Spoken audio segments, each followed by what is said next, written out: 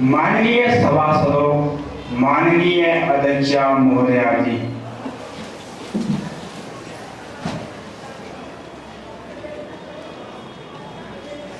माननीय सांसदों, युवा संसद के इस सत्र में आप सभी का हार्दिक स्वागत है। नए सदस्य शपथ ग्रहण अथवा प्रतिज्ञान करेंगे। महासचिव महोदय।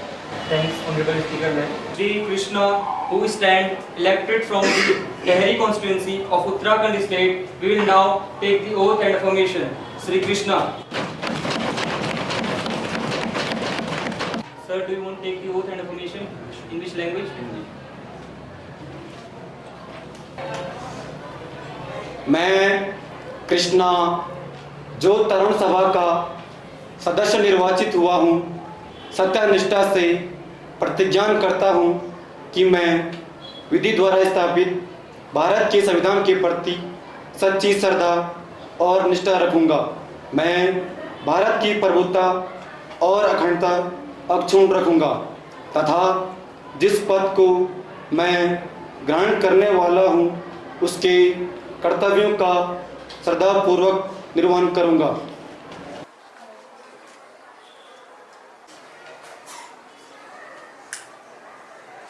Who stand elected from the Meerut constituency of Uttar Pradesh state, we will now take the oath and affirmation. Miss Anjali. Ma'am, do you want to take the oath and affirmation? In which language? अहम अंजलि या युवा लोकसभाया सदस्यत्वेन निर्वाचितास्मि। ईश्वरस्य नाम्ना शपे यत् अहं विधिना स्थापितं भारतस्य संविधानं प्रति सत्यां श्रद्धां निष्ठां च धारयिष्ये। अहं भारतस्य प्रभुताम् अखण्डतां च अक्षुण्णां रक्षयिष्यामि तथा यत् पदं ग्रहीतुम् अहम् उद्यतो अस्मि तस्य कर्तव्यानि श्रद्धापूर्वकं निर्वक्ष्यामि। जय हिंद, जय भारत।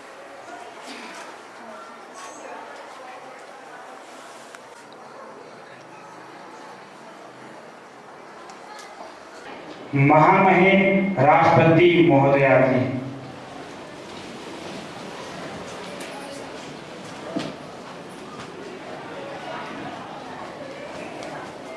माननीय सदस्यगण, मैं आज कोटि कोटि देशवासियों की तरफ से भारत के चुनाव आयोग का आभार व्यक्त करती हूँ। 2024 के चुनाव की चर्चा पूरी दुनिया में हो रही है। ये दुनिया का सबसे बड़ा चुनाव था। करीब 64 करोड़ मतदाताओं ने उत्साह और उमंग के साथ अपना कर्तव्य निभाया है।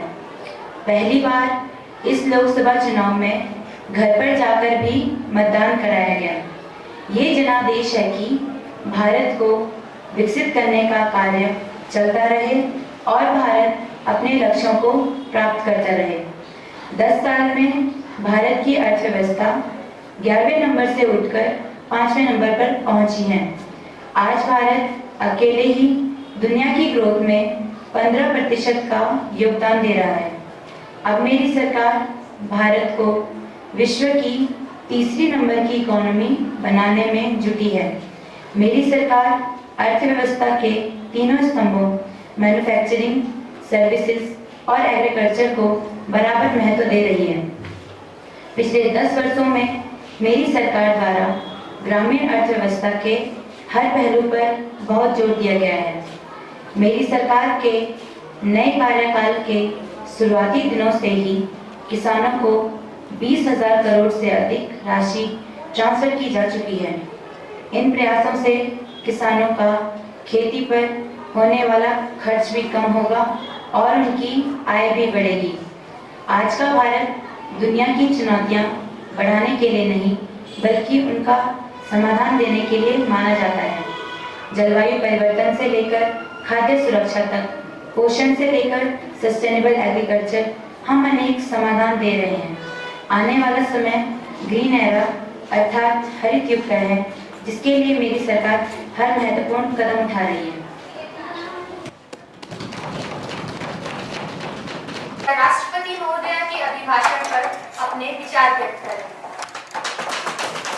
धन्यवाद अध्यक्षा महोदया जी, जो आपने मुझे महामहिम राष्ट्रपति जी के अभिभाषण पर कहने का मौका दिया।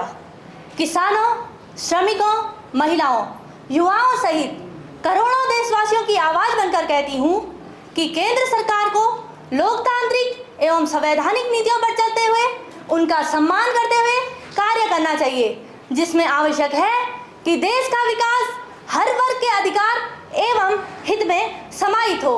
सभी को साथ लेकर चलना, हर मुद्दे पर चर्चा करते हुए सभी की सहमति के साथ देशहित व जनहित में निर्णय लेना सरकार का कर्तव्य भी है एवं दायित्व भी, जिसे सत्ता पक्ष को हर हाल में सत्यता व ईमानदारी के साथ निभाना चाहिए। धन्यवाद। आपने मुझे महामहिम राष्ट्रपति जी के अभिभाषण पर धन्यवाद देने हेतु अपने विचारों को व्यक्त करने का मौका प्रदान किया। आदरणीय अध्यक्ष महोदया जी, मैं आपके माध्यम से सदन में उपस्थित सभी सांसदों को यह आश्वासन देना चाहता हूं कि हमारी सरकार देश की तरक्की के लिए हर संभव प्रयास करेगी। जो चुनावी वादे हमने चुनाव के दौरान अपने देश की जनता से किए थे, मुझे विश्वास है हम उन्हें जरूर पूरा करेंगे। मैं महामहिम राष्ट्रपति जी का अपनी पूरी पार्टी की तरफ से आभार व्यक्त करता हूं। धन्यवाद। माननीय सदस्यगण, चूंकि हम 2 माह के पश्चात आज इस सत्र के शुभारंभ पर मिल रहे हैं, मेरा यह दुखद कर्तव्य है कि मैं आप सबको केरल राज्य के वायनाड में हुई दुखद घटना की सूचना दूं।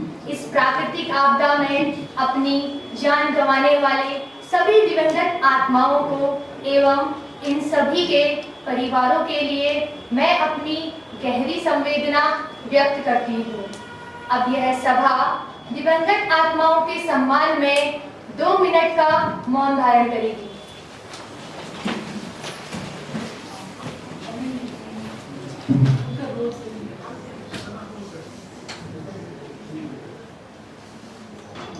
ओम शांति शांति शांति। प्रश्न संख्या 290। स्पीकर महोदया, जलवायु परिवर्तन एक ऐसा मुद्दा है जिस पर पृथ्वी का भविष्य टिका हुआ है। भारत में जलवायु परिवर्तन के कारण खाद्य सुरक्षा, जल सुरक्षा और ऊर्जा सुरक्षा जैसी गंभीर समस्याएं देखी जा रही हैं। स्पीकर महोदया, मैं आपके माध्यम से माननीय पर्यावरण मंत्री से पूछना चाहूँगा कि भारत सरकार की जलवायु परिवर्तन के दुष्प्रभावों से निपटने की क्या रणनीति है और क्या योजनाएं हैं? शुक्रिया। धन्यवाद स्पीकर महोदय। मैं आपके माध्यम से माननीय सांसद का भी धन्यवाद करना चाहती हूँ। उन्होंने अभी कुछ गंभीर प्रश्न संसद में उठाया है पर्यावरण को लेकर। उनका पहला प्रश्न यह था कि सरकार ने जल सुरक्षा के लिए कौन कौन से कदम उठाए हैं।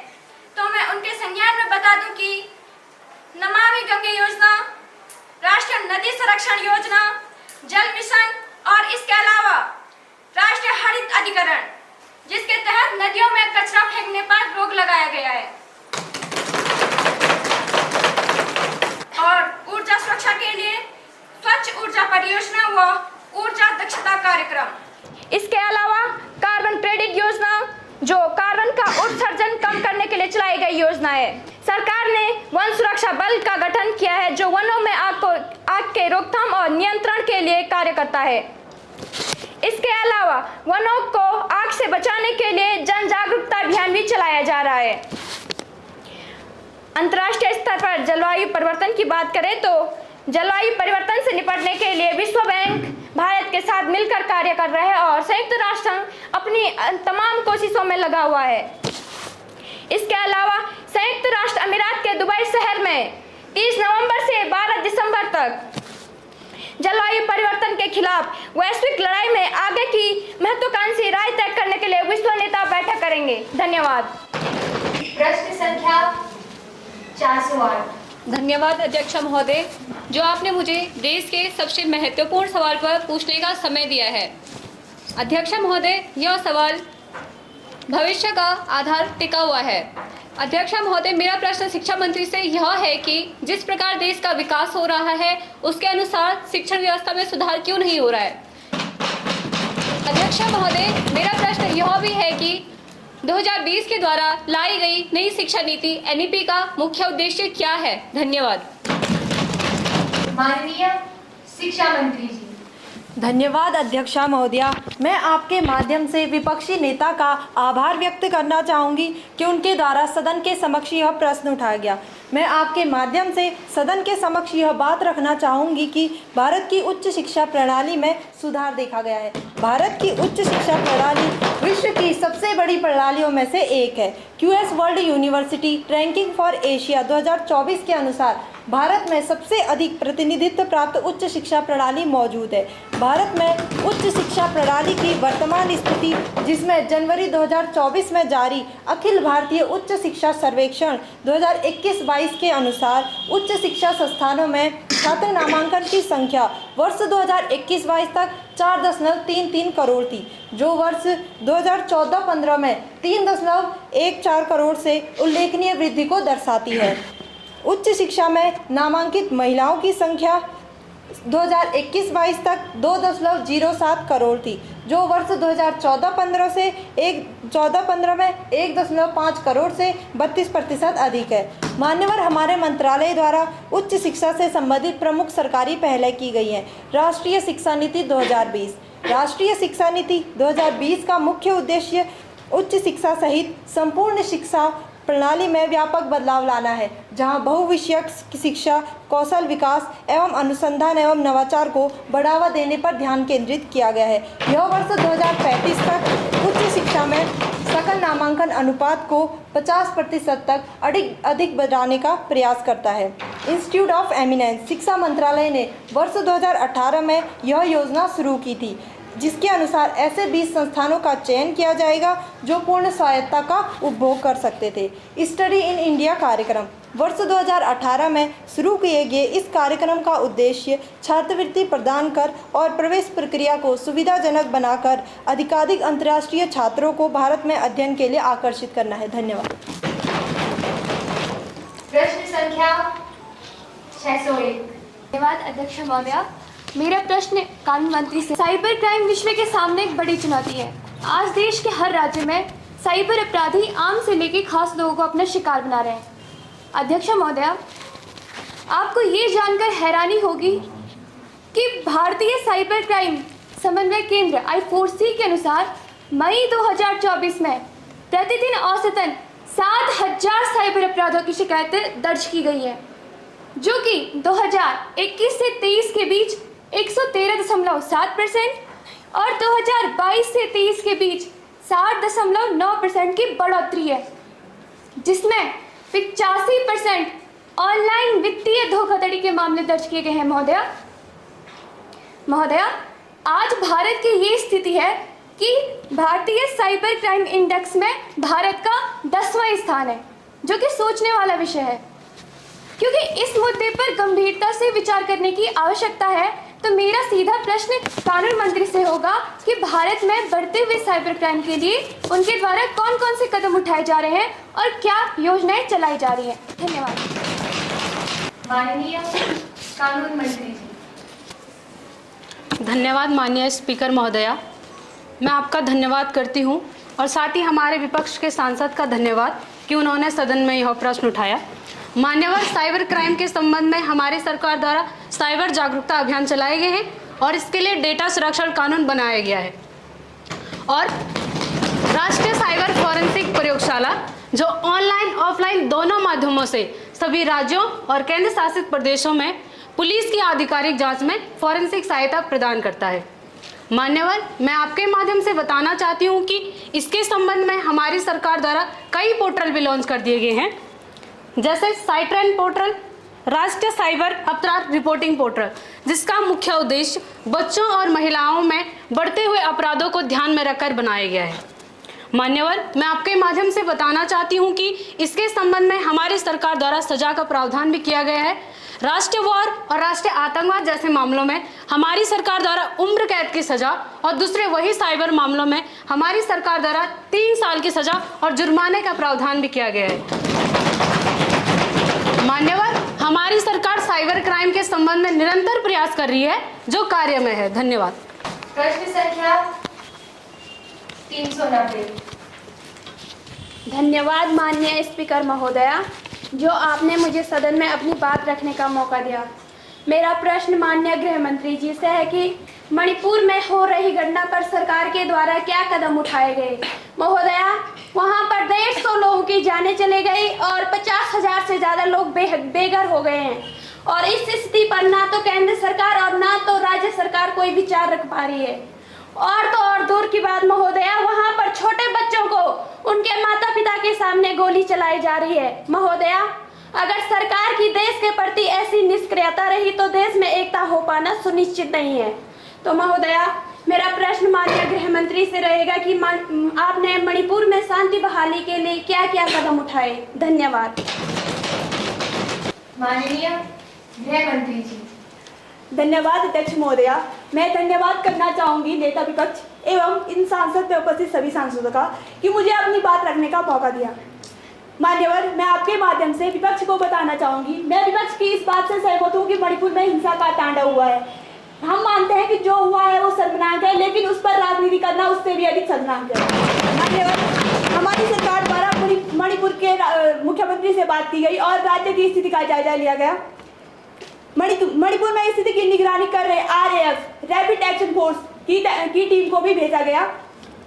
मान्यवर, जरूरत पड़ने पर राज्य में सेंट्रल फोर्सेस की तैनाती बढ़ाई गई। हमारी सरकार द्वारा 36,000 पैरामिलिट्री फोर्सेस कुकी और मतई इलाकों के बीच बफर जोन में है। राज्य में यूनिफाइड कमांड बनाई गई है। मणिपुर हिंसा की जांच के लिए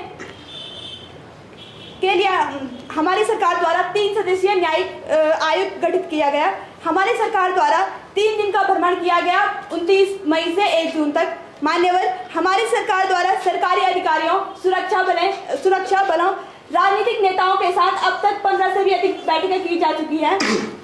साथ ही संघर्ष से प्रभावित विभिन्न समुदायों के लोगों से बातचीत की। मान्यवर, हमारी सरकार द्वारा शिविरों की स्थिति, विशेष रूप से भोजन, पानी, दवाइयों और अन्य बुनियादी सुविधाओं की उचित उपलब्धता के संबंध में समीक्षा की गई। धन्यवाद। प्रश्न संख्या 190। धन्यवाद माननीय अध्यक्ष महोदया। मैं अपने बात की शुरुआत एक शेर के साथ करना चाहूंगी। कुर्सी की चाहत ने सच को छुपा दिया, कुर्सी की चाहत ने सच को छुपा दिया, देश के सवालों को बस गोल गोल घुमा दिया। रेल की पटरियों में बस मौत का खेल है, रेल की पटरियों में बस मौत का खेल है, सरकार के वादों में बस हवा का तेल है। माननीय अध्यक्ष महोदया, मेरा प्रश्न माननीय रेल मंत्री जी से होगा कि रेलवे में करीब 3 लाख से ज्यादा पद खाली क्यों पड़े हुए हैं। माननीय महोदया, एक RTI के जरिए पता चला है कि रेलवे में ग्रुप C के 14,75,623 जो पद हैं, उनमें से 3.11 लाख से ज्यादा पद खाली पड़े हुए हैं। तो पिछले विगत वर्षों में इन पदों को भरा क्यों नहीं गया और अब भी ये पद खाली क्यों पड़े हुए हैं। मैं माननीय मंत्री जी से ये भी जानना चाहती हूँ कि जो रेलवे सुरक्षा आयोग मतलब कि जो CRS है, वो केवल 8 से 10% दुर्घटनाओं की जांच करता है और CRS को मजबूत क्यों नहीं बनाया जा रहा है। धन्यवाद। माननीय रेल मंत्री जी। धन्यवाद अध्यक्ष महोदया।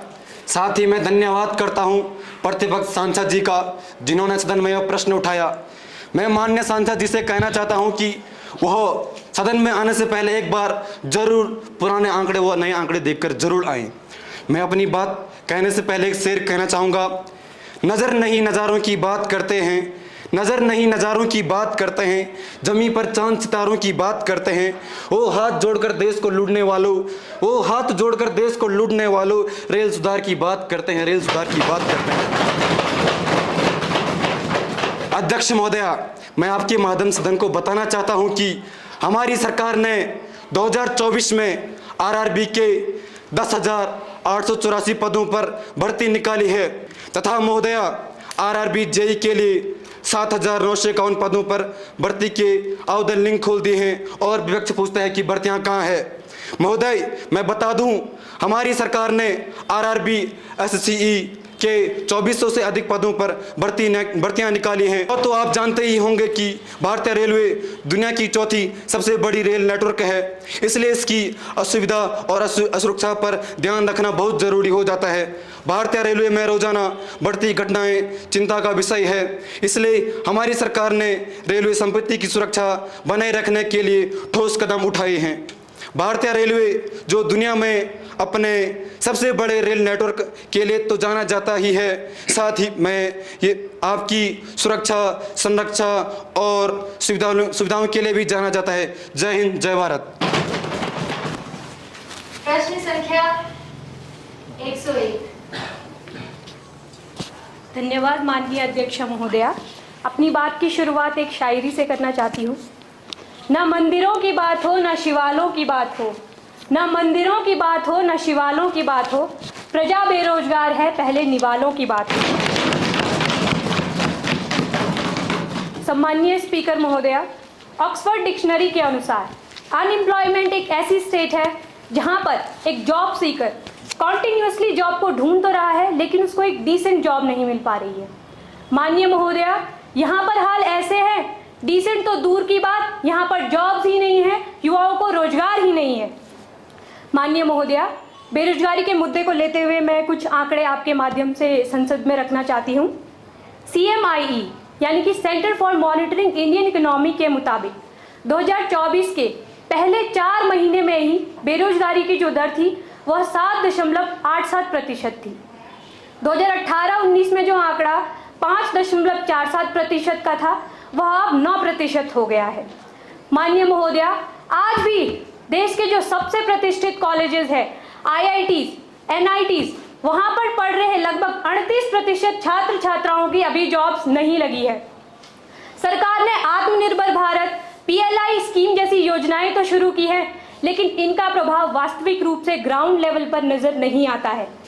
माननीय महोदया, बेरोजगारी के यह आंकड़े बताते हैं मानो सरकार के वादे हवा में उड़ गए हैं, अब बस युवाओं को नौकरी की तलाश में उड़ना बाकी है। माननीय महोदया, प्रश्न सीधे तौर पर माननीय वित्त मंत्री जी से रहेगा। बेरोजगारी को कम करने के लिए सरकार की क्या क्या योजनाएं हैं? भारत में कितनी स्टार्टअप कंपनीज है? भारत में कितनी यूनिकॉर्न कंपनीज हैं? भारत सरकार ने एंटरप्रेन्योरशिप और स्मॉल स्केल बिजनेस को बढ़ावा देने के लिए क्या क्या योजनाएं बनाई हैं? माननीय महोदया, बेरोजगारी पर इनकी योजनाएं तो ऐसी है जैसे कोई रेसिपी की किताब जिसमें खाना बनाने का तरीका तो है लेकिन सामग्री का कुछ अता पता नहीं। धन्यवाद। माननीय वित्त मंत्री जी। धन्यवाद माननीय अध्यक्ष महोदया और हमारे विपक्ष सांसद जिन्होंने यह प्रश्न इस संसद में उठाया, और मुझे खुशी हो रही है कि आपने मुझे इस प्रश्न का उत्तर देने का मौका दिया। मैं अध्यक्ष महोदया को कुछ रिपोर्टों से बताना चाहती हूँ कि CMI centre of monitoring India economy से पता चला है कि जून 2024 में महिला बेरोजगारी राष्ट्रीय औसत से अधिक 18.5% हो गई। हमारी सरकार बेरोजगारी को रोकने के लिए कई कदम उठा रही है। हमारे माननीय प्रधानमंत्री जी ने कई योजनाएं बनाई है, जैसे make in India, Atal pension योजना, डिजिटल इंडिया, प्रधानमंत्री मुद्रा योजना जैसी कई योजनाएं बनाई है, जिसका उद्देश्य बेरोजगारी मुक्त भारत है। हमारी माननीय सांसद जी का दूसरा प्रश्न यह था कि भारत में कितने स्टार्टअप हैं, तो मैं आपको बता दूं कि पिछले 9 वर्ष में भारत में स्टार्टअप की संख्या 300 गुना बढ़ गई है। मैं एक शेर से अपने शब्दों को विराम दूंगी। मुश्किलों से भाग जाना आसान होता है, हर पहलू जिंदगी का इम्तिहान होता है। डरने वालों को मिलता नहीं कुछ जिंदगी में, लड़ने वालों के कदमों में जहान होता है। धन्यवाद। प्रश्न संख्या 280। धन्यवाद माननीय स्पीकर महोदया। महोदया, देश में कई आबादी ग्रामीण क्षेत्रों में बसे हैं, तो महोदया मैं माननीय स्वास्थ्य मंत्री से यह जानना चाहूँगी कि आज भी उन ग्रामीण क्षेत्रों में चिकित्सा सुविधाएं पूर्ण रूप से उपलब्ध क्यों नहीं हो पाई हैं? क्यों आज भी उन ग्रामीण क्षेत्रों के लोगों को विभिन्न प्रकार की कठिनाइयों का सामना करना पड़ रहा है? महोदया, यह इस कारण से है कि सरकार का ध्यान उन ग्रामीण क्षेत्रों की ओर नहीं है, जिस कारण से आज भी ग्रामीण क्षेत्र चिकित्सा सुविधाओं के क्षेत्र में इतना पिछड़ गया है। महोदया, मैं सरकार से यह भी जानना चाहूँगी कि वह इन क्षेत्रों में सुविधाओं बढ़ाने के लिए क्या कदम उठा रही है। धन्यवाद। माननीय स्वास्थ्य मंत्री जी। धन्यवाद अध्यक्ष महोदय। साथ ही विपक्ष सांसद का भी मैं धन्यवाद करती हूँ। महोदय, मैं आपके माध्यम से विपक्ष सांसद को बताना चाहती हूँ, प्राथमिक स्वास्थ्य देखभाल ग्रामीण क्षेत्रों में उपकेंद्रों और नेटवर्कों के माध्यम से पहुँचाई जाती है। ग्राम स्तर पर कार्यकर्ताओं, आशा, एएनएम और आंगनबाड़ी को स्वास्थ्य सुविधाएं विभिन्न प्रकार से पहुंचाई जाती है, उपयोग के माध्यम से पहुंचाई जाती है। आयुष्मान भारत की योजना के तहत भारत सरकार की और स्वास्थ्य योजना है, जिसे 23 सितंबर 2018 को पूरे भारत में लागू किया गया है। इस योजना के तहत कमजोर वर्ग के लोगों को स्वास्थ्य सुविधाएं प्रदान कराना है और 5 लाख तक का इलाज इसमें मुफ्त है। मान्यवर, ग्रामों में सुविधाएं पहुंचाने के लिए राष्ट्रीय ग्रामीण योजना की शुरुआत की गई है, जिसमें कि ग्रामीण क्षेत्रों में मातृ और शिशु मृत्यु दर को कम करना है और ग्रामीण क्षेत्र में जो कमजोर वर्ग के लोग हैं उनको ग्रामों में ही स्वास्थ्य सुविधाएं पहुंचाना है। धन्यवाद। प्रश्न संख्या 116। धन्यवाद अध्यक्षा महोदया, आपने मुझे संसद में बोलने का मौका दिया। मेरा प्रश्न खेल मंत्री से होगा। ओलंपिक खेलों में भारतीय खिलाड़ियों के पास अच्छी सुविधा व विश्व स्तरीय प्रशिक्षक नहीं है, जो कि पूरे देश के बच्चों के लिए एक गंभीर विषय बन चुका है। हालांकि ओलंपिक खेलों में भारत की स्थिति पहले की अपेक्षा सुधर रही है, लेकिन अभी वैसी भी नहीं हुई है जैसे अन्य देशों की है। महोदया, मैं जानना चाहती हूँ खेल मंत्रालय द्वारा इस विषय पर क्या कदम उठाए गए एवं क्या कार्य किए जाएंगे। धन्यवाद। धन्यवाद माननीय अध्यक्ष महोदया। मैं धन्यवाद करता हूं नेता प्रतिपक्ष का कि उनके द्वारा यह प्रश्न संसद में रखा गया। माननीय अध्यक्ष महोदया जी, मैं आपके माध्यम से प्रतिपक्ष को बताना चाहूँगा कि हमारी सरकार खिलाड़ियों के साथ थी, है, रहेगी। हमारी सरकार द्वारा खेलों के प्रति अनेक योजनाएं चलाई जा रही हैं, जिनमें से एक प्रमुख योजना सहायता योजना भी है। इस योजना का उद्देश्य एथलीट की तैयारी को वार्षिक प्रशिक्षण एवं प्रतियोगिता कैलेंडर ACTC के अंतर्गत नियोजित की जाने वाली योजनाओं से अधिक प्रोत्साहन प्रदान करना है। इस योजना से चयनित एथलीटों को निम्न सहायता प्रदान की जाती है, जो इस प्रकार हैं। विश्व स्तरीय सुविधाओं वाले संस्थानों में प्रसिद्ध प्रशिक्षकों से प्रशिक्षण मिलता है। शारीरिक, मानसिक, खेल मनोवैज्ञानिक, फिजियोथेरेपिस्ट जैसे कर्मचारियों की सेवाएं दी जाती हैं। प्रोत्साहन के रूप में एथलीटों को प्रतिमाह 50,000 रुपये जेब खर्च भत्ता दिया जाता है। एथलीटों को अंतर्राष्ट्रीय प्रतियोगिताओं में हिस्सेदारी करने का अवसर दिया जाता है। और महोदय, विपक्ष कहता है खिलाड़ियों के पास सुविधाएं नहीं हैं। महोदय, खिलाड़ियों को एक उच्च मंच प्रदान करने हेतु खेल मंत्रालय द्वारा पूरे देश में खेलो इंडिया जैसे कार्यक्रम चलाए जाते हैं। खेलों के प्रति युवाओं को जागरूक करने के लिए एवं खेलों के प्रति युवाओं की रुचि बनी रहे, इसके लिए भारतीय खेल प्राधिकरण SAI का बजट भी 795.77 करोड़ रुपए से बढ़ाकर 822.60 करोड़ रुपए कर दिया गया है। महोदय, खेलों को बेहतर बनाने के लिए हमारी सरकार द्वारा एथलीटों के प्रशिक्षण और अभ्यास सत्रों के लिए उचित बुनियादी ढांचे का विकास किया जाएगा, जिससे उन्हें विश्व स्तर के प्रतियोगियों से निपटने के लिए अधिक सक्षम बनाया जाएगा। सहायक कर्मचारियों, जिसमें पोषण विशेषज्ञों, खेल विशेषज्ञों की संख्या में वृद्धि की जाएगी। आगामी ओलंपिक के लिए एथलीटों की संख्या में वृद्धि की जाएगी। खेल संगठनों को बेहतर बनाया जाएगा। धन्यवाद। धन्यवाद स्पीकर महोदया।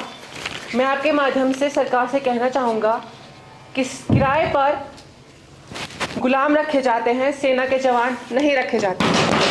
स्पीकर महोदया, अग्निवीर सरकार द्वारा लाई गई अग्निवीर योजना देश के युवाओं के हितों और देश की सुरक्षा प्रणाली पर गंभीर सवाल पैदा करती है। ये सरकार युवाओं के भविष्य के साथ खिलवाड़ कर रही है।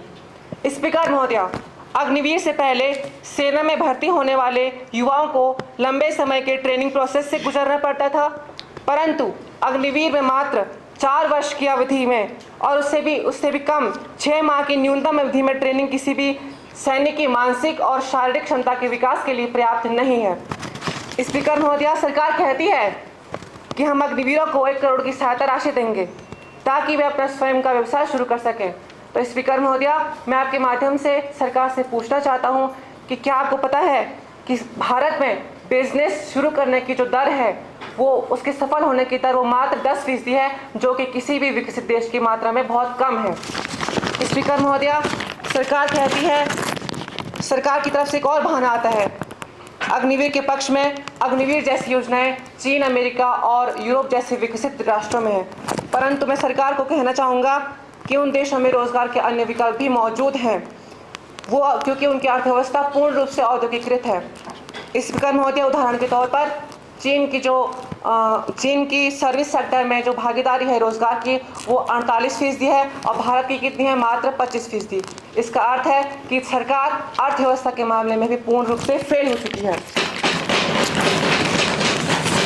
स्पीकर महोदया, सरकार को सबसे पहले चाहिए कि वो अग्निवीर को योजना को लागू करने से पूर्व भारत में रोजगार के अन्य विकल्प भी मुहैया कराए। स्पीकर महोदया, भारत में आर्मी भर्ती प्राथमिक रोजगार का सबसे बड़ा विकल्प है, परंतु अग्निवीर जैसी योजनाओं से युवाओं का रोजगार असुरक्षित और अनिश्चित हो चुका है, जिससे बेरोजगारी दर में लगातार वृद्धि हो रही है। स्पीकर महोदया, सरकार की उन बेरोजगार युवाओं को स्थायी रोजगार प्रदान करने के लिए उनकी क्या रणनीति है और क्या योजनाएं हैं? धन्यवाद।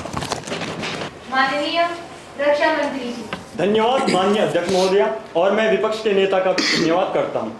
सर्वप्रथम तो यह बात समझने अति आवश्यक है कि सेना में कोई भी व्यक्ति केवल एकमात्र नौकरी के लिए नहीं जाता, बल्कि सेना को हम देशभक्ति तथा निस्वार्थ देश सेवा भाव के नजरियों से देखते हैं। अग्निवीर योजना युवाओं को 4 वर्षों की अवधि के लिए सशस्त्र बलों में सेवा का अवसर प्रदान करती है। लगभग 45 से 50 हजार सैनिकों की भर्ती प्रति वर्ष इस योजना के माध्यम से की जाती है। 4 वर्षों के पश्चात बैच के 25% अग्निवीरों को 15 साल की अवधि के लिए सेना में शामिल किया जाएगा और सेना से निकलने वाले 75% युवाओं के पास सेना में कार्य करने का अच्छा खासा अनुभव होगा और सेवा निधि के तौर पर लगभग 12 लाख रुपए की जमा पूंजी उन्हें सेना से बाहर निकलते समय मिलेगी। इसके अलावा अग्निवीरों को अग्निवीर कौशल प्रमाण पत्र भी दिया जाएगा। अग्निवीरों को केंद्र सरकार अलग अलग नौकरियों में प्राथमिकता देगी, जैसे central armed police force, state police और अन्य सहयोगी बलों में। अग्निवीरों को बीएसएफ, सीआईएसएफ, सीआरपीएफ की भर्तियों में 10% रिजर्वेशन दिया जाएगा। इस योजना के तहत शहीद अग्निवीरों के परिवारजनों को 1 करोड़ रुपए की धनराशि भी दी जाएगी। अग्निवीर कौशल प्रमाण पत्र के आधार पर बैंकों से इन्हें आसानी से लोन मिलेगा। वे चाहें तो अपना खुद का बिजनेस स्टार्टअप भी स्टार्ट कर सकते हैं और देश के अन्य बेरोजगार युवाओं को और अन्य देशवासियों को भी रोजगार दे सकते हैं। जो अग्निवीर 10वीं कक्षा के बाद सेना में भर्ती हो जाएंगे, उन्हें सरकार एक स्पेशल कोर्स के तहत 12वीं की कक्षा की पढ़ाई करने का मौका देगी। माननीय अध्यक्ष महोदया, ऐसी योजना भला किसे मिल सकती है कि आप सेना में रहकर देश के लिए भी कार्य कर रहे हैं, आप पढ़ाई भी कर रहे हैं, आपको एक अच्छी तनख्वाह भी मिल रही है और रिटायरमेंट के बाद आपका शानदार भविष्य भी है। धन्यवाद अध्यक्ष महोदया। प्रश्न संख्या 50। धन्यवाद अध्यक्ष महोदया जी। मैं केदारनाथ अग्रवाल जी की बात से शुरू करना चाहूँगा कि गिरगिट बैठे सिंहासन पर गधे लगाते तेल, कि गिरगिट बैठे सिंहासन पर गधे लगाते तेल, बीन बजाते बाज महोदय मगरमच्छ चलाते रेल। महोदया, जिस रेल टिकट पर लिखा रहता है हैप्पी जर्नी रेलवे, आपकी यात्रा मंगलमय हो। महोदय, क्या वो रेलवे सच में जनता की हैप्पी जर्नी चाहता है या नहीं? सुरक्षा और भरोसा देश के प्रमुख समाचार पत्रों में साफ साफ लिखा गया है। मैं एक समाचार पत्र पढ़ रहा था, उसमें लिखा था यात्रीगण कृपया ध्यान दें, अपनी सुरक्षा स्वयं करें। महोदय, ठीक है, यात्री अपनी सुरक्षा स्वयं कर लेगा, लेकिन क्या कारण कि आपकी ट्रेन जब पटरी से उतर जाती है तब जनता की और यात्रियों की सुरक्षा कौन करेगा? महोदय, सरकार बड़ी बड़े वादे और बड़ी बड़ी बातें तो कर लेती हैं, लेकिन अपनी जिम्मेदारी तय नहीं कर पाती हैं। महोदय, ये देश के प्रमुख समाचार पत्रों में लिखा गया है, ये मेरे शब्द नहीं है, ये हम नहीं कह रहे हैं महोदय, ये देश के प्रमुख समाचार पत्रों में लिखा गया है। और वो इसलिए भी लिखा गया है क्योंकि भारत देश में लगातार ट्रेन दुर्घटना हो रही है और सरकार अपनी जिम्मेदारी तय नहीं कर पा रही है। मान्यवर, मेरा सवाल रेल मंत्रालय से होगा कि बुलेट ट्रेन के निर्माण की वर्तमान स्थिति क्या है और साथ ही सरकार भारत में बुलेट ट्रेन कब तक चलाने का विचार है और उसकी कवरेज नेटवर्क का पूरा ब्यौरा क्या है। धन्यवाद। जय हिंद, जय भारत, जय संविधान। माननीय रेल मंत्री जी। धन्यवाद अध्यक्ष महोदया। साथ ही मैं धन्यवाद करता हूं माननीय प्रतिपक्ष सांसद जी का। मैं अपनी बात कहने से पहले एक शेर कहना चाहूँगा। तुम्हारे पाँव के नीचे कोई ज़मीन नहीं, तुम्हारे पाँव के नीचे कोई ज़मीन नहीं, कमा लिया फिर भी तुम्हें यकीन नहीं। अध्यक्ष महोदया, ये वही लोग हैं जिन्होंने आज तक रेल का सफ़र नहीं किया लेकिन बुलेट ट्रेन की बात करते हैं। हमारी सरकार बीते कुछ वर्षों में रेलवे सुरक्षा को लेकर कई तरह के उपायों को लागू किया है, जिसमें मुख्य ध्यान हमारी सरकार ने कवच सिस्टम प्रणाली पर दिया है। हमारी सरकार ने कवच सिस्टम के लिए अब तक 1216.77 करोड़ रुपए की राशि खर्च की। तथा अध्यक्ष महोदया, मैं आपके माध्यम से सदन को बताना चाहता हूं कि कवच प्रणाली की क्या विशेषताएं हैं। अगर लोगो पायलट ब्रेक नहीं लगा पाता है तो कवच स्वचालित रूप से ब्रेक लगाकर ट्रेन की गति को नियंत्रित करता है। यह लाइन साइड सिग्नल को दोहराता है, जो हाई स्पीड और धुंधले मौसम के लिए बहुत उपयोगी है। यह दो इंजनों के बीच टक्कर को रोकने में सक्षम है, मतलब एक ही पटरी पर दो ट्रेनें आमने सामने आने पर भी एक्सीडेंट नहीं होगा महोदया। तथा इनका दूसरा प्रश्न बुलेट ट्रेन पर था। बुलेट ट्रेन 320 किलोमीटर प्रति घंटे की रफ्तार से चलेगी और इसकी अधिकतम गति 350 किलोमीटर प्रति घंटे होगी। जापान के सहयोग से भारत सरकार Mumbai Ahmedabad high speed rail bullet train project पर तेजी से काम कर रही है। मुंबई अहमदाबाद बुलेट ट्रेन की रफ्तार 320 किलोमीटर प्रति घंटे होगी। मुंबई से अहमदाबाद के बीच बुलेट ट्रेन के लिए अलग से हाई स्पीड ट्रैक बिछाया जा रहा है। ये ट्रेन समुद्र के अंदर से भी गुजरेगी। बुलेट ट्रेन इस रूट पर कुल 508 किलोमीटर की दूरी औसत 2 घंटे में पूरी करेगी।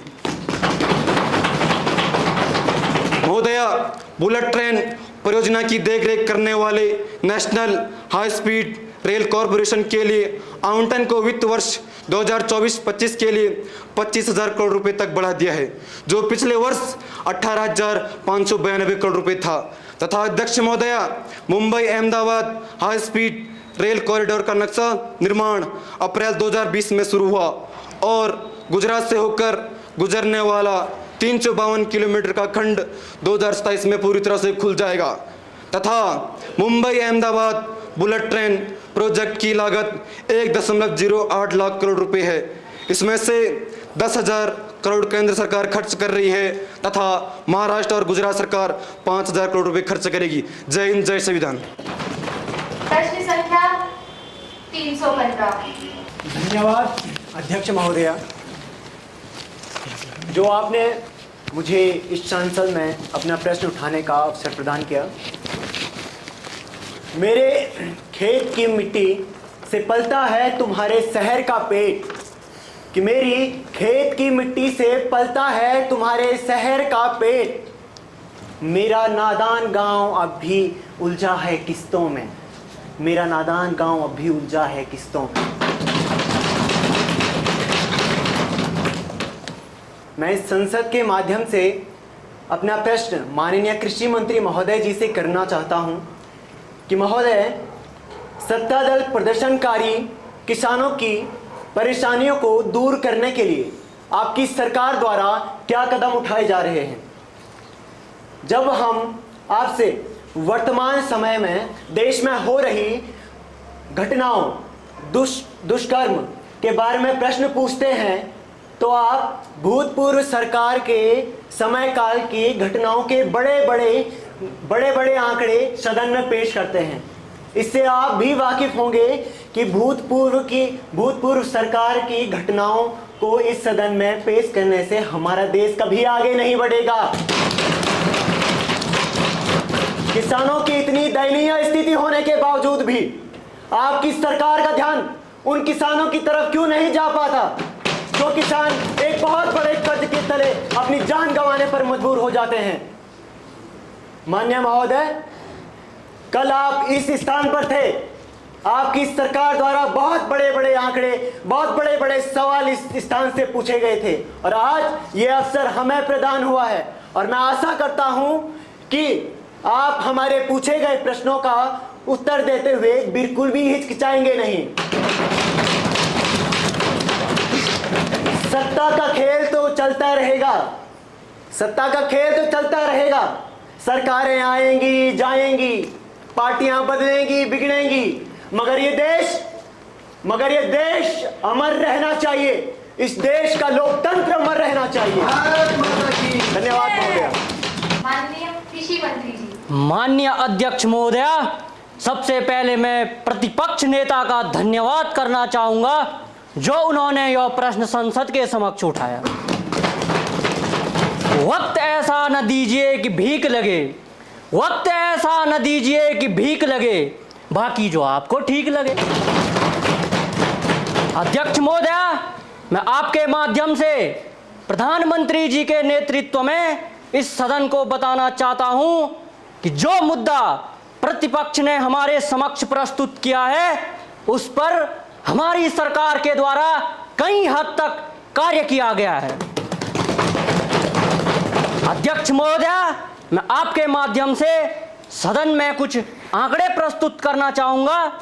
1995 से 2014 के बीच 2,96,438 किसानों ने आत्महत्या की, लेकिन यही आंकड़ा 2022-23 में हमारी सरकार के अंतर्गत घटकर 1,47,000 के आसपास पहुंचा है। अध्यक्ष महोदया, हालांकि विपक्ष ने एक ऐसा प्रश्न संसद के समक्ष उठाया है जिसके बारे में वह स्वयं परिचित है। महोदया, कृषि के क्षेत्र में हमारी सरकार के द्वारा 1.52 लाख करोड़ का बजट पेश किया गया है, जो कि पहले के मुकाबले अधिक है। किसान हितैषी फैसले के बारे में आपको परिचित करा दूं।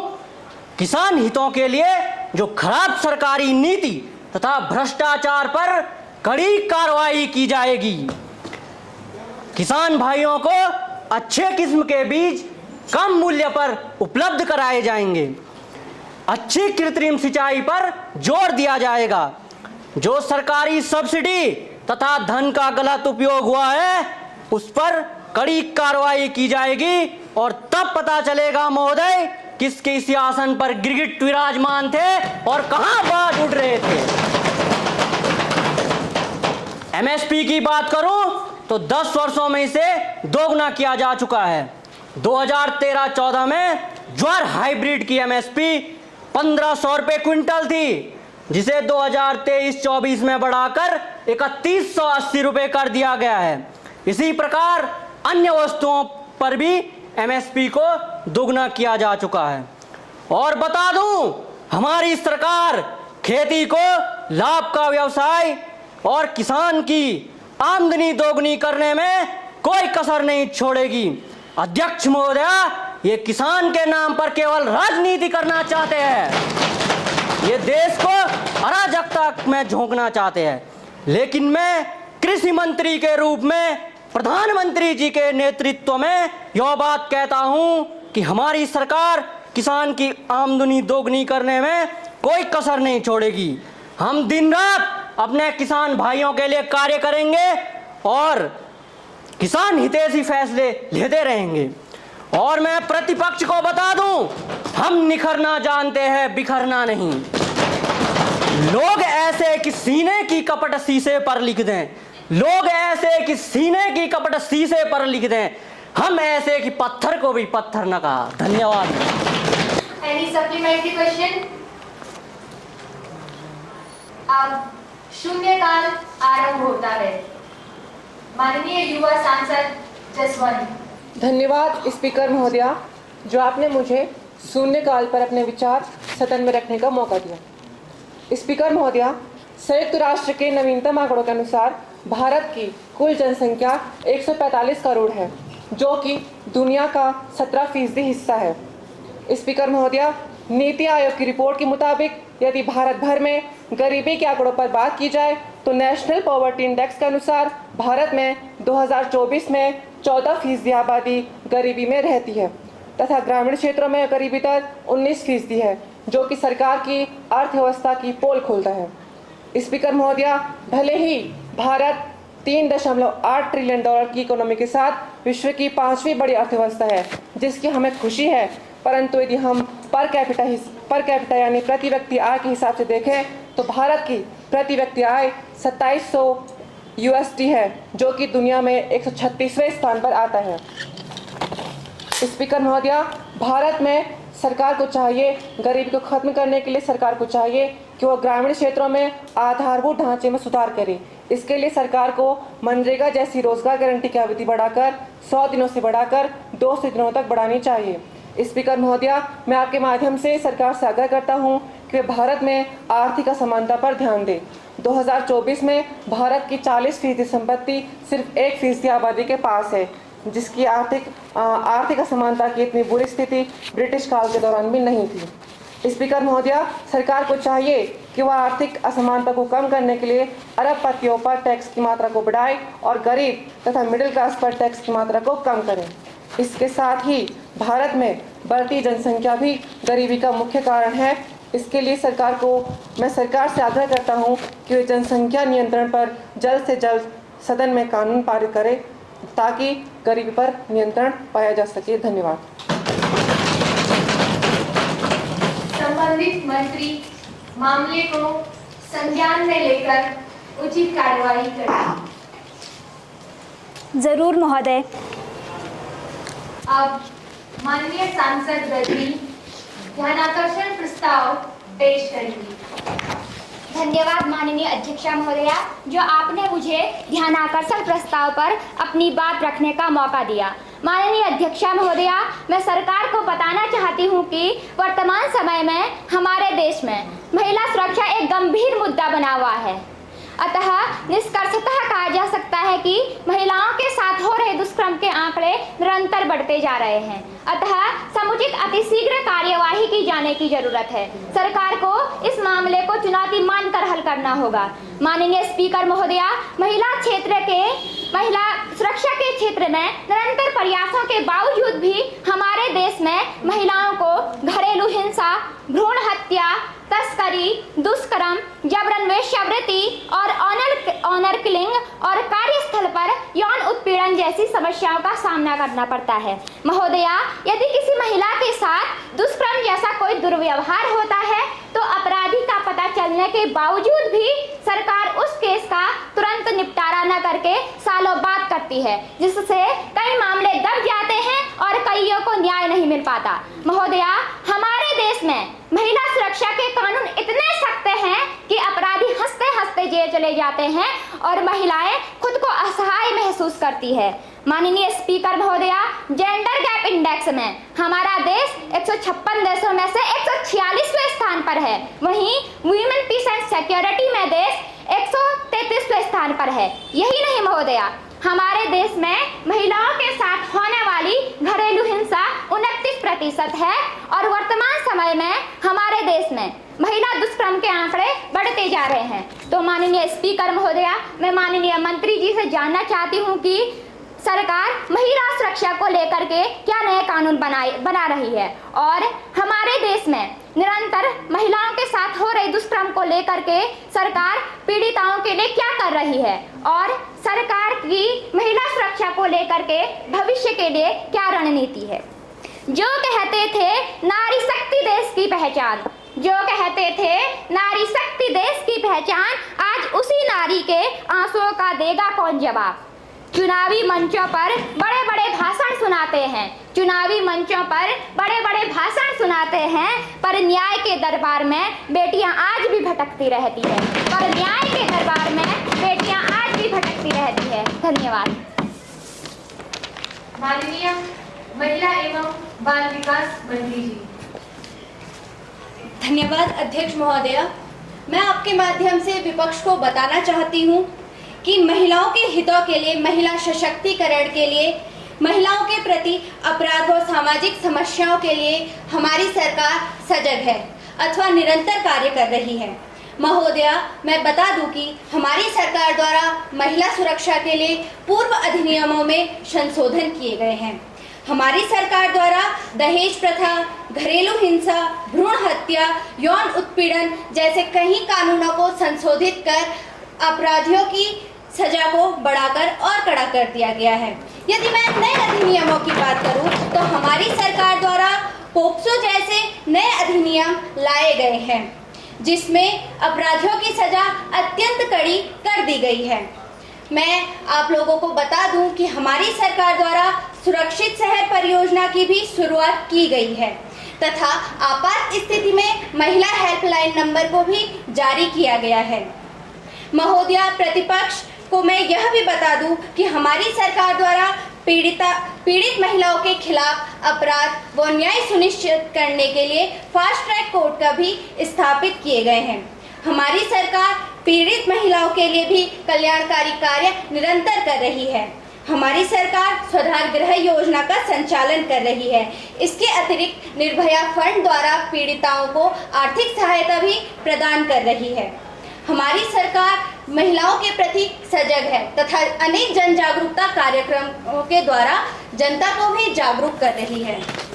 हमारी सरकार आगे भी भविष्य में महिला सुरक्षा सुनिश्चित करने के लिए कड़े कानून व प्रावधान लाएगी। हमारी सरकार आपराधिक मामलों में महिला सुरक्षा को सुनिश्चित करने के लिए अपराधियों को मृत्यु दंड तक का प्रावधान करेगी और त्वरित न्याय पर भी कानून बनाएगी, जिससे भविष्य में भी महिलाएं सुरक्षित होंगी। धन्यवाद।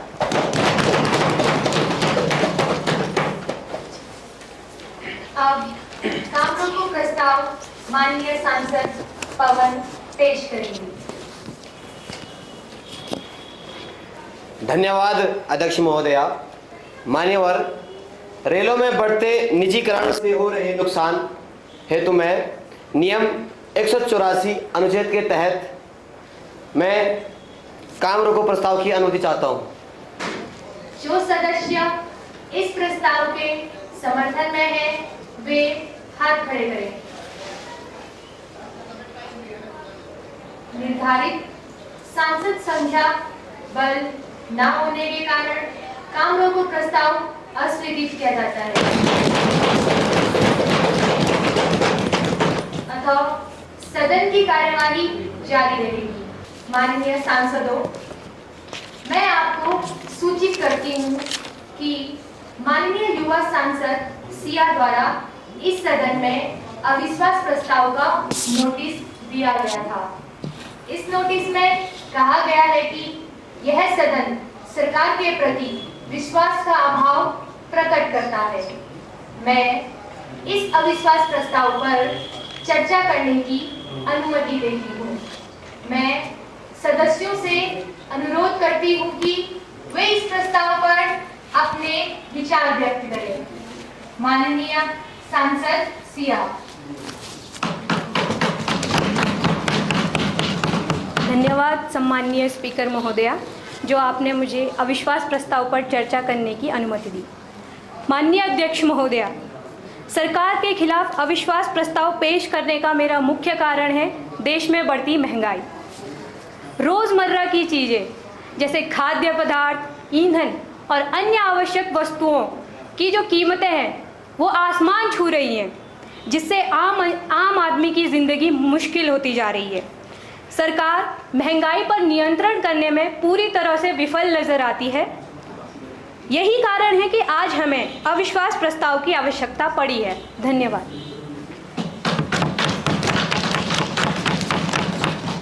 माननीय प्रधानमंत्री महोदय,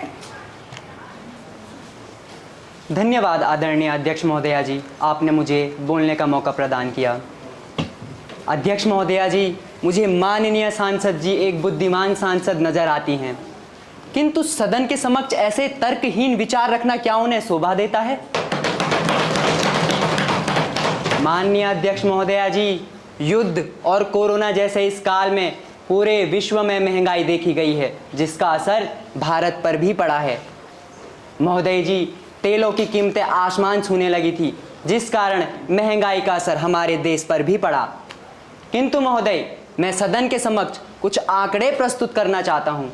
महोदय जी, जो महंगाई दर हमारे मित्र देशों में 35, 26 और 18 की दर से बढ़ रही है, वो महंगाई की दर हमारे देश में 8% से भी कम की है। मैं आपसे गुजारिश करना चाहूँगा आदरणीय अध्यक्ष महोदया जी कि माननीय सांसद जी अपना विश्वास प्रस्ताव वापस लें। धन्यवाद। माननीय युवा सांसद सिया द्वारा सदन में सरकार के प्रति विश्वास का अभाव प्रकट किया गया है। जो सांसद एवं मंत्री इस अविश्वास प्रस्ताव के पक्ष में है वो हाँ कहेंगे। हाँ। जो सांसद एवं मंत्री इस अविश्वास प्रस्ताव के पक्ष में नहीं है वो ना कहेंगे। ना। मेरा विचार है ना का बहुमत है, ना का बहुमत है, ना का बहुमत। तो अविश्वास प्रस्ताव को अस्वीकृत किया जाता है। नियम 66 और 67 के तहत माननीय गैर सरकारी सदस्य पूजा को लोकसभा में गैर सरकारी विधेयक पेश करने की अनुमति दी जाती है, जिसका शीर्षक है माता पिता संपत्ति विधेयक 2024। जो आपने मुझे गैर सरकारी विधेयक रखने की अनुमति दी। महोदया, हम चाहते हैं कि बच्चों की संपत्ति पर माता पिता को 30% का अधिकार दिया जाए, क्योंकि महोदया हमारे संविधान में इस बात का उल्लेख तो है कि माता पिता की संपत्ति पर बच्चों का अधिकार होगा, किंतु इस बात का उल्लेख कहीं नहीं है कि बच्चों की संपत्ति पर माता पिता का अधिकार हो। धन्यवाद महोदया।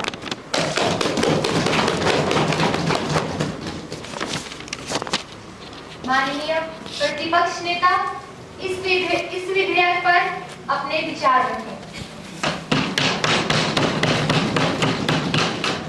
धन्यवाद अध्यक्ष महोदया, आपने मुझे गैर सरकारी विधेयक पर कहने का मौका दिया। विपक्ष में होने के नाते हमारा यह कर्तव्य है कि हम सरकार के अनुचित कार्यों का विरोध करें, किंतु जो कार्य देश हित में है उन कार्यों का हम समर्थन भी करते हैं। पूरा विपक्ष एक मत से इस विधेयक का समर्थन करता है एवं सरकार से आशा करते हैं कि इस विधेयक का भविष्य में सुखद परिणाम आए। धन्यवाद। माननीय प्रधानमंत्री महोदय।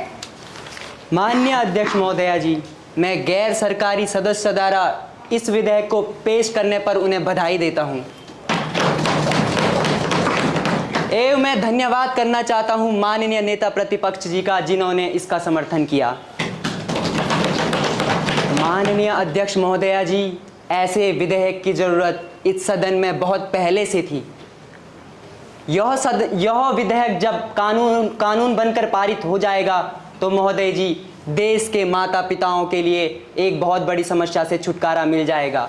महोदय जी, मैं आपको बताना चाहता हूं, माता पिता को वृद्ध अवस्था में वृद्ध आश्रम जाने की जरूरत नहीं पड़ेगी अगर यह विधेयक कानून बन जाएगा तो। मैं आपसे गुजारिश करना चाहूँगा कि इस विधेयक को जल्द से जल्द कानून बनाया जाए। धन्यवाद।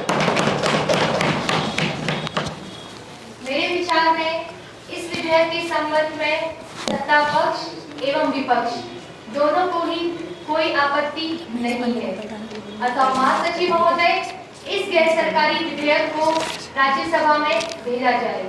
जी महोदय। माननीय प्रतिपक्ष नेताजी।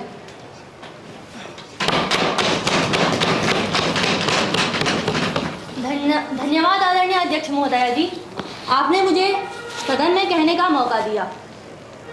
दुश्मनी जमकर करो, लेकिन ये गुंजाइश रहे जब कभी हम दोस्त हो जाएं तो आपको शर्मिंदा ना होना पड़े। माननीय अध्यक्ष महोदया जी, मैं प्रधानमंत्री जी का एक व्यक्ति के तौर पर सम्मान करती हूँ, लेकिन एक प्रधानमंत्री के तौर पर वे मुझे योग्य नजर नहीं आते। माननीय महोदय जी, जो वादे आपने जनता से किए थे, शायद वे वादे आप भूल चुके हैं। आज देश का किसान ज्यादा कर्जा होने के कारण आत्महत्या कर रहा है। आपकी सरकार ने इस विषय पर क्या कदम उठाए हैं? बात करूं महंगाई की, तो सरकार ने महंगाई इतनी बढ़ा दी है कि आज एक बेरोजगार युवा रोजमर्रा की वस्तुओं को खरीदने में भी शर्माता है, क्योंकि उसके पास उतना धन ही नहीं है। माननीय महोदय, मैं आपसे जानना चाहती हूँ कि आप जनता पर इतना ज्यादा टैक्स क्यों लगा रहे हैं? माननीय महोदय, बात बताना चाहती हूँ कि सब्जी तेल के दाम तो आसमान छू रहे हैं। समझ नहीं आता बाजार में सब्जियां बिक रही हैं या सोना बिक रहा है। मैं माननीय प्रधानमंत्री जी से आग्रह करूंगी कि वे कभी बाजार जाकर एक बार सब्जियों का दाम जरूर पूछें, तब जाकर उन्हें पता चलेगा महंगाई। माननीय महोदय, जिस देश में टमाटर 100 रुपए किलो बिक रहा हो, उस देश में शायद ही सरकार के पास कहने के लिए कुछ हो। माननीय जी, मैं आपको बता दूं कि हमारे देश का बजट विकसित कम और विचलित ज्यादा है। माननीय महोदय, देश का विकास जनता को दांव पर लगाकर ना किया जाए, बल्कि जनता को साथ लेकर किया जाए। और हमारे देश में तो स्थिति ऐसी है कि गरीब गरीब होते जा रहा है और अमीर अमीर होते जा रहा है, और सरकार को कोई फर्क ही नहीं पड़ रहा है। माननीय महोदय, बात करूं अग्निवीर की, तो आज मुझे बड़े दुख के साथ कहना पड़ रहा है कि आज देश का जवान बहुत दुखी है।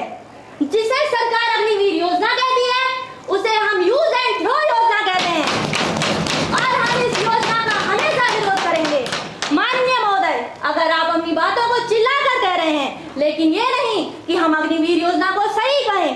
माननीय महोदय, आपके द्वारा अग्निवीर योजना का मजाक बना दिया गया है।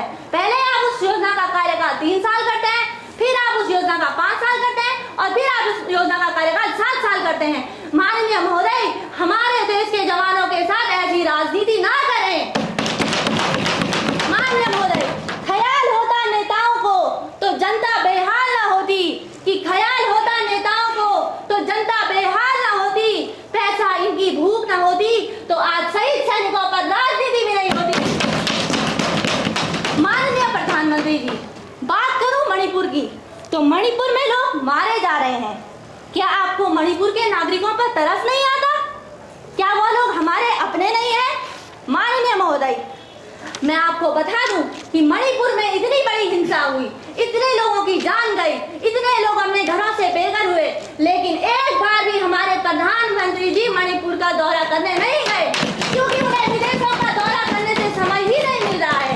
माननीय महोदय जी, मैं आपको एक बात कहना चाहती हूँ कि आपको नैतिकता के आधार पर अपने पद से इस्तीफा दे देना चाहिए। क्या बात कर रही हैं आप? आपने किस नेता ने आज तक नैतिकता के आधार पर इस्तीफा दिया है? मैं माननीय नेता विपक्ष से अनुरोध करना चाहता हूँ कि वे माननीय प्रधानमंत्री जी के विषय में ऐसी अनुचित बातें न करें। प्रधानमंत्री जी, अगर आप इस्तीफा नहीं दे सकते तो आप हमारी बातों का गोल गोल जवाब भी ना दीजिए। आपने आपकी सरकार के कॉन्फिडेंस को उड़ा दिया है। आपने हमारे सवालों के जवाबों का मजाक बनाकर रख दिया है। माननीय महोदय, बात करूं सरकारी विद्यालयों की, तो आज मुझे बड़ी दया आती है सरकारी विद्यालयों की स्थिति देखकर। आज एक सरकारी विद्यालय में पढ़ने वाले 100-200 छात्र छात्राओं पर केवल 1 या 2 शिक्षक उपलब्ध हैं। कहते हैं शिक्षा जीवन की नींव है, लेकिन अगर ऐसे ही हालात रहे तो मुझे नहीं लगता कि इस देश का विकास हो पाना संभव है। माननीय महोदय, बात करूं अस्पतालों की, तो ग्रामीण क्षेत्रों में अस्पतालों की स्थिति बहुत ही दयनीय स्थिति में है।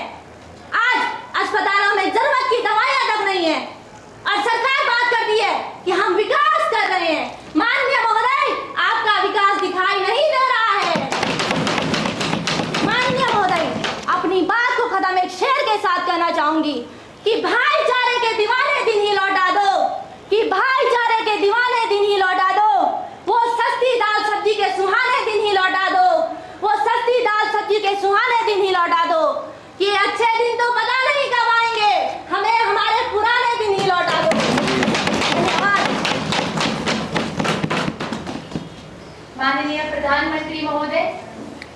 धन्यवाद आदरणीय अध्यक्ष महोदया जी।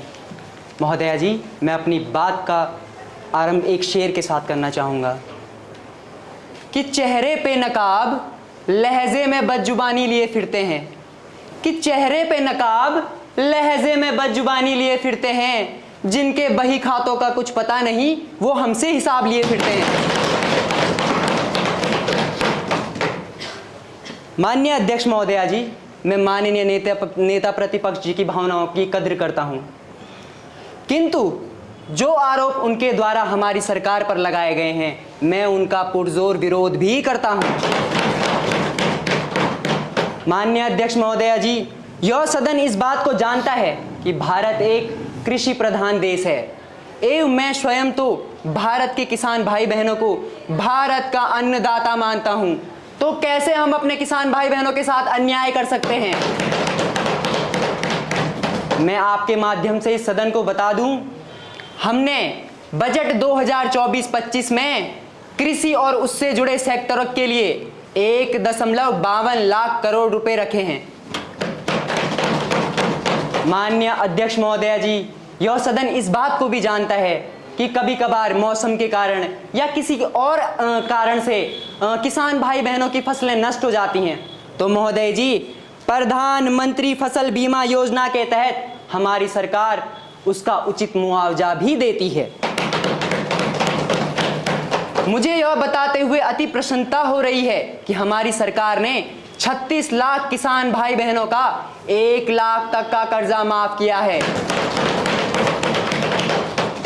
अध्यक्ष महोदया जी, विपक्ष हमारी सरकार से खुश हो या ना हो, हमारे किसान भाई बहन हमारी सरकार से बहुत खुश हैं। माननीय अध्यक्ष महोदया जी, नेता प्रतिपक्ष जिस महंगाई की बात करती हैं उस पर मैंने अपने विचार पहले से ही रख दिए हैं, किंतु फिर भी मैं आपको महंगाई का एक मुख्य कारण बताता हूं। महंगाई का एक मुख्य कारण आज के दौर में कालाबाजारी भी है। हमारी सरकार ने इसको रोकने के लिए कड़े नियम बनाए हैं। अगर कोई व्यापारी कालाबाजारी करते हुए पकड़ा जाता है तो उसका गोदाम हमारी सरकार द्वारा सीज किया जाएगा। महोदय, माननीय नेता प्रतिपक्ष जिस जवानों की बात करते हैं, अग्निवीर योजना की बात करते हैं, तो मैं आपको बता दूं महोदय, अग्निवीर योजना भारत में ही सुविधा से नहीं चल रही है। अग्निवीर योजना विश्व के अनेक देशों में भी चल रही है। अध्यक्ष महोदया जी, ऐसी योजना को माननीय नेता प्रतिपक्ष जी यूज एंड थ्रो वाली योजना बता रही हैं। मैं इसकी कड़ी निंदा करता हूं। माननीय महोदय जी, नेता प्रतिपक्ष को मणिपुर हिंसा पे नकारात्मक राजनीति करने से बचना चाहिए। मणिपुर के लोग हमारे अपने लोग हैं। मणिपुर के लोगों का दर्द हमारा अपना दर्द है। मणिपुर में जिन नागरिकों ने अपनी जान गंवाई है उनके प्रति हमारी सरकार पूरी सद्भावना रखती है। अध्यक्ष महोदया जी, मणिपुर के लोगों के लिए केंद्र सरकार और राज्य सरकार ने बैठ के अहम बैठकें ली हैं, जिसमें सेना और पुलिस की तैनाती पहले से ही मणिपुर में कर दी गई है, जिनसे वहां हिंसा ज़्यादा ना हो, हिंसा आगे ना बढ़े। अध्यक्ष महोदया जी, मैं कहना चाहता हूं, पूरे विश्व ने आज हमारे देश की शक्ति को पहचाना है। एक वह दौर भी था जब हमारा देश दूसरे देशों की तरफ मदद की नज़र से देखता था, लेकिन एक आज का दौर भी है जब दूसरे देश हमारे देश की तरफ मदद की नज़र से देखते हैं।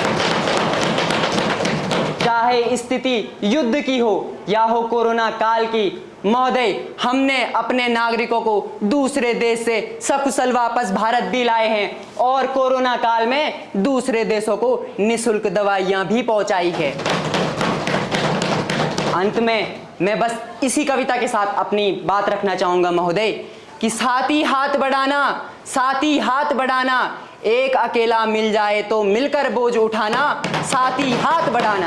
धन्यवाद अध्यक्ष महोदय जी। माननीय संसदीय कार्य मंत्री जी, कृपया अपना वक्तव्य दें। धन्यवाद आदरणीय अध्यक्ष महोदया जी। सदन को सुचारू रूप से चलाने में सरकार का रुख स्पष्ट है। हम चाहते हैं कि संसद में गंभीरता से कामकाज हो और जनता के प्रतिनिधि के रूप में आधिकारिक विषय सांसद सदन में रख सके। मैं सदन में यह कहना चाहूँगी कि हमने सदन को चलाने के लिए हर सफल प्रयास किए हैं। सर्वदलीय बैठक और समितियों के माध्यम से समय और धन की बचत का प्रयास किया है। यह बताते हुए मुझे अत्यंत प्रसन्नता है कि इस बार सदन में व्यवधान और स्थगन जैसी समस्याएं नहीं हुए। सदन द्वारा निर्धारित कार्यों का निर्वहन अच्छे से किया गया है। मंत्रालय का निरंतर प्रयास है कि संसद रचनात्मक सुझाव और राष्ट्र के विकास में योगदान देते रहें तथा जनता के बेहतरी के लिए राष्ट्रीय विमर्श का केंद्र बने। जय हिंद, जय भारत।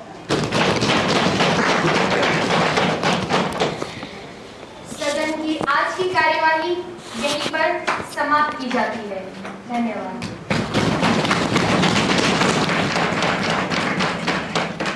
से बचना चाहिए। मणिपुर के लोग हमारे अपने लोग हैं। मणिपुर के लोगों का दर्द हमारा अपना दर्द है। मणिपुर में जिन नागरिकों ने अपनी जान गंवाई है उनके प्रति हमारी सरकार पूरी सद्भावना रखती है। अध्यक्ष महोदया जी, मणिपुर के लोगों के लिए केंद्र सरकार और राज्य सरकार ने बैठ के अहम बैठकें ली हैं, जिसमें सेना और पुलिस की तैनाती पहले से ही मणिपुर में कर दी गई है, जिनसे वहां हिंसा ज़्यादा ना हो, हिंसा आगे ना बढ़े। अध्यक्ष महोदया जी, मैं कहना चाहता हूं, पूरे विश्व ने आज हमारे देश की शक्ति को पहचाना है। एक वह दौर भी था जब हमारा देश दूसरे देशों की तरफ मदद की नज़र से देखता था, लेकिन एक आज का दौर भी है जब दूसरे देश हमारे देश की तरफ मदद की नज़र से देखते हैं। चाहे स्थिति युद्ध की हो या हो कोरोना काल की, महोदय, हमने अपने नागरिकों को दूसरे देश से सकुशल वापस भारत भी लाए हैं और कोरोना काल में दूसरे देशों को निःशुल्क दवाइयां भी पहुंचाई है। अंत में मैं बस इसी कविता के साथ अपनी बात रखना चाहूंगा महोदय, कि साथी हाथ बढ़ाना, एक अकेला मिल जाए तो मिलकर बोझ उठाना, साथी हाथ बढ़ाना। धन्यवाद अध्यक्ष महोदय जी। माननीय संसदीय कार्य मंत्री जी, कृपया अपना वक्तव्य दें। धन्यवाद आदरणीय अध्यक्ष महोदया जी। सदन को सुचारू रूप से चलाने में सरकार का रुख स्पष्ट है। हम चाहते हैं कि संसद में गंभीरता से कामकाज हो और जनता के प्रतिनिधि के रूप में आधिकारिक विषय सांसद सदन में रख सके। मैं सदन में यह कहना चाहूँगी कि हमने सदन को चलाने के लिए हर सफल प्रयास किए हैं। सर्वदलीय बैठक और समितियों के माध्यम से समय और धन की बचत का प्रयास किया है। यह बताते हुए मुझे अत्यंत प्रसन्नता है कि इस बार सदन में व्यवधान और स्थगन जैसी समस्याएं नहीं हुए। सदन द्वारा निर्धारित कार्यों का निर्वहन अच्छे से किया गया है। मंत्रालय का निरंतर प्रयास है कि संसद रचनात्मक सुझाव और राष्ट्र के विकास में योगदान देते रहें तथा जनता के बेहतरी के लिए राष्ट्रीय विमर्श का केंद्र बने। जय हिंद, जय भारत। सदन की आज की कार्यवाही यहीं पर समाप्त की जाती है। धन्यवाद।